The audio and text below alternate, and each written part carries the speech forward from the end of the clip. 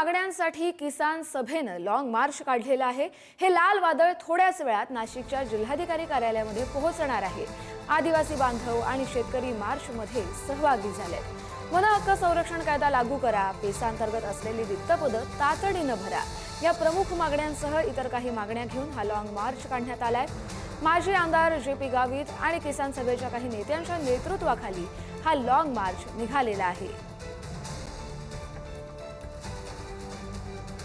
आपण पाहतो या लॉंग मार्चची दृश्य। हे लाल वादळ थोड्याच वेळात नाशिकमधल्या जिल्हाधिकारी कार्यालयामध्ये पोहोचेल। विविध मागण्या घेऊन त्या मागण्या पूर्ण करण्याच्या मागणीसाठी हे लाल वादळ आता जिल्हाधिकारी कार्यालयावरती पोहोचेल।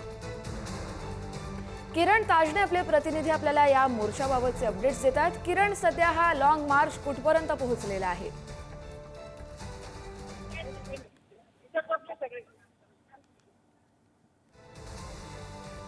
काही तांत्रिक अडचणींमुळे आपला संपर्क होते, पण आपण त्यांच्याशी पुन्हा एकदा संपर्क करण्याचा प्रयत्न करूया। आपण पाहतोय विविध मागण्यांसाठी किसान सभेनं लॉंग मार्च काढलेला आहे।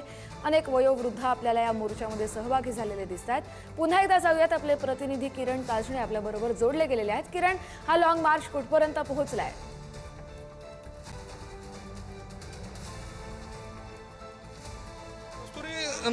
लॉंग मार्च हा नाशिकच्या जिल्हाधिकारी कार्यालयासमोर येऊन ठेपलेला आहे। आपण जर दृश्यांमध्ये बघितलं तर या ठिकाणी नाशिकच्या जिल्हाधिकारी कार्यालयासमोर हे संपूर्ण जे आंदोलक आहेत ते या ठिकाणी पोहोचलेले आहेत। प्रामुख्याने वनपट्टे नावावर करावेत अशा स्वरूपाची मागणी खरं तर या सगळ्या आंदोलकांची आहे। त्यासोबतच जे आदिवासी भागामध्ये पडणारं जे पाणी आहे ते पाणी त्यांनी गुजरातकडे जे जात आहे ते थांबवण्यात यावं आणि त्याचा उपयोग शेतीच्या कामासाठी करून द्यावा अशा स्वरूपाची मागणी आहे। यासोबतच जर बघितलं तर हे जे आंदोलक आहे हे आता या ठिकाणी काही काळ विश्रांतीसाठी थांबलेले आहेत। पोलीस प्रशासनानं त्यांना पाण्याची व्यवस्था या ठिकाणी करून दिलेली आहे।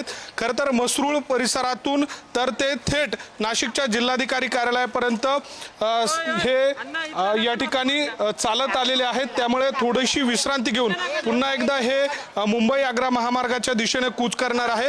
एकूणच जर बघितलं तर जे शिष्टमंडळ आहेत ते शिष्टमंडळ देखील या ठिकाणी पोलिसांशी संवाद साधतंय। प्रामुख्यानं माजी आमदार JP गावित असतील, त्यासोबतच DL कराड असतील, अजित नवले असतील, यांच्या प्रमुख नेतृत्वाखाली हे या ठिकाणी लॉंग मार्च काढलं गेलेलं आहे। प्रामुख्यानं यापूर्वी जर बघितलं तर 3 ते 4 वेळेला हे संपूर्ण आंदोलन करण्यात आलेलं होतं। कधी शहापूरपर्यंत तर कधी थेट आझाद मैदानापर्यंत हे आंदोलक जाऊन पोहोचलेले होते। सरकारसोबत यांची चर्चा होते, मात्र अंमलबजावणी जे अधिकाऱ्यांकडनं करावायची आहे त्यांच्याकडनं केली जात नसल्याचा आरोप या सगळ्या आंदोलकांकडनं केला जातोय। जवळपास 40 ते 45% काम देखील या सगळ्या आंदोलकांचं झालेलं आहे। मात्र उर्वरित आंदोलकांना अद्यापही दिलासा न मिळाल्यानं हे संपूर्ण जे आंदोलक आहे हे मात्र आता पुन्हा एकदा आक्रमक झालेले आहेत। हे लाल वादळ आता काही वेळातच या ठिकाणी विश्रांतीनंतर मुंबईच्या दिशेने कूच करणार आहे आणि त्याची थेट दृश्य आपण पाहतो की या ठिकाणी रस्त्यावरच या आंदोलकांनी जे आहे ते या ठिकाणी काही काळासाठी विश्रांती घेतल्याचं आपल्याला चित्र कस्तुरी पाहायला मिळत आहे। धन्यवाद किरण, तुम्ही दिलेल्या सविस्तर अपडेटसाठी। आपण पाहतो या मोर्चाचे अपडेट्स आम्ही तुमच्याकडून वेळोवेळी घेत राहू। हे लाल वादळ नाशिकच्या जिल्हाधिकारी कार्यालयापर्यंत पोहोचलेले आहे।